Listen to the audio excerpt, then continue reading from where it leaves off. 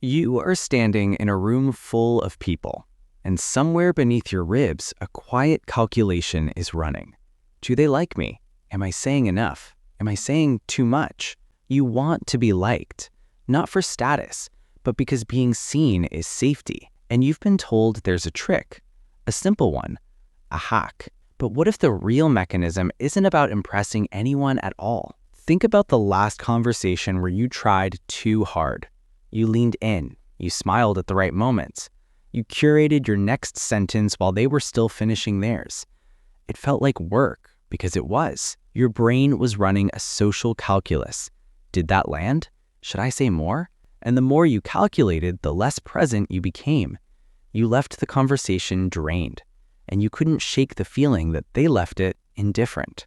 Here's what no one tells you. That effort you're making to be liked, it's not a flaw. It's a survival strategy. Your brain is wired to care what others think because for most of human history, rejection meant death. You are not broken for wanting to be liked. You are simply running old software in a new world. There is a network in your brain called the default mode network. It activates when you're not focused on a task. It's where self-referential thought lives. What do they think of me? How do I look? It's a loop. But here's the counterintuitive truth.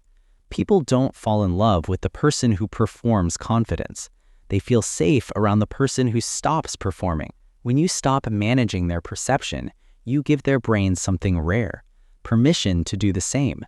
This isn't about a trick. It's about a shift in orientation. Let's walk through it. First, offload the cognitive load. Your working memory can only hold about 4 things at once. When you're using it to calculate your likability, you have no bandwidth left for genuine curiosity. So drop the agenda. Instead of how do I seem, anchor on one question. What is it like to be them right now? This shifts your brain from self-referential processing to external attention. It's called cognitive offloading, and it feels like relief. Second, use the Benjamin Franklin effect. This is a well-documented cognitive bias. We don't like people because we do things for them. We like people, they do things for us. Ask a small, genuine question. How did you get into that? What surprised you about that? When someone invests a little effort in answering, their brain unconsciously registers, I must like this person. I just put energy into them. Third, match their emotional rhythm. Psychologist Harry Stack Sullivan built his career on one idea. People don't need you to be charismatic. They need you to be comprehensible. Notice their pace. If they're quiet, don't fill the silence. If they're animated, meet their energy. This isn't mimicry. It's signaling that their nervous system is safe with yours. So here is the simple mental model. Stop trying to be interesting. Start being interested. But not as a tactic, as a shift in orientation. When your attention moves outward, 3 things happen. You stop leaking the anxiety of self-judgment. You give their brain the gift of being truly heard. And in that space, likability becomes a side effect, not a goal.